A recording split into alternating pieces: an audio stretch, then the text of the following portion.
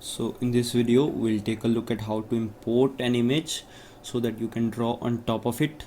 This is really good if you're trying to draw over a sketch or maybe a floor plan that you received as a JPEG or PDF, and that way you can draw on top of it using it as a reference.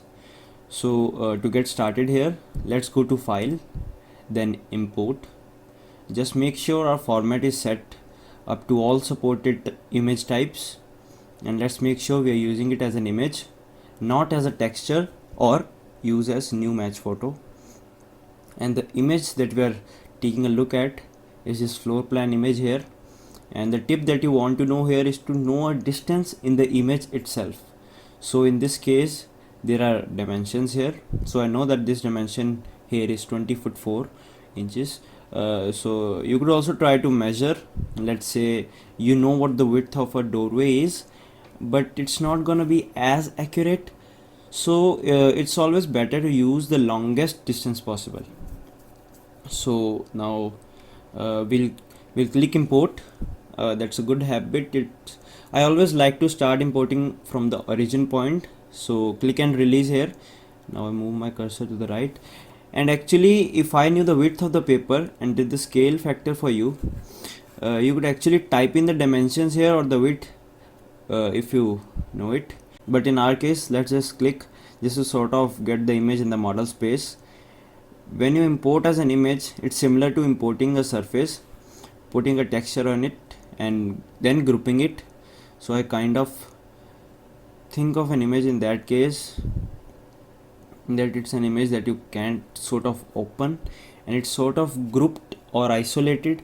I should say that it's sort of like locked.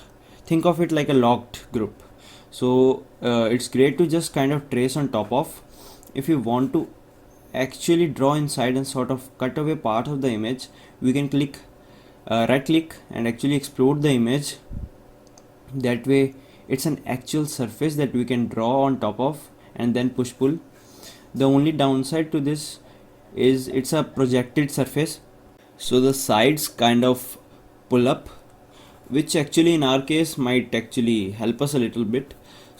So I'm gonna undo that. So we have the image imported, and the next thing I want to do is take the tape measure tool, and I don't want to draw a guide, so I want to turn off the plus sign on that tool here. In this case I can press Option on a Mac, Control on a PC, and I'm gonna scroll in as close as I can, and I'm gonna click and release on top of this distance. Now scroll out and scroll back down, and I'm gonna simply measure this. So I'm gonna click again. SketchUp is telling me that my distance is a little over 42 feet, which is incorrect. I want it to be 21 foot 4, which I'll type into the keyboard and then press enter. By pressing enter, SketchUp will ask us to resize the model, and it's gonna scale everything based off of that measurement. So there I can click yes.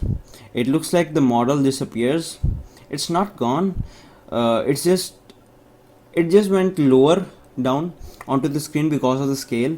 So we can click the zoom tool here to see that better. So now if we take the tape measure again, we can measure this distance and see pretty close to that 21 foot 4. And now even over here we can measure the 17 feet 8, and yeah, we're pretty close. So if you're doing a conceptual model where the precision and accuracy isn't important, so you know it's about just modeling the walls and getting it close, then you can draw all right on top of this. It doesn't matter. But if you're looking to use it as a base and create a more accurate measurement, the next step you could do is actually create guides on those specific distances. So once the image is here, we can save it and then we can move on to the next steps. So that's pretty much it for this one. Keep watching this series. Thank you.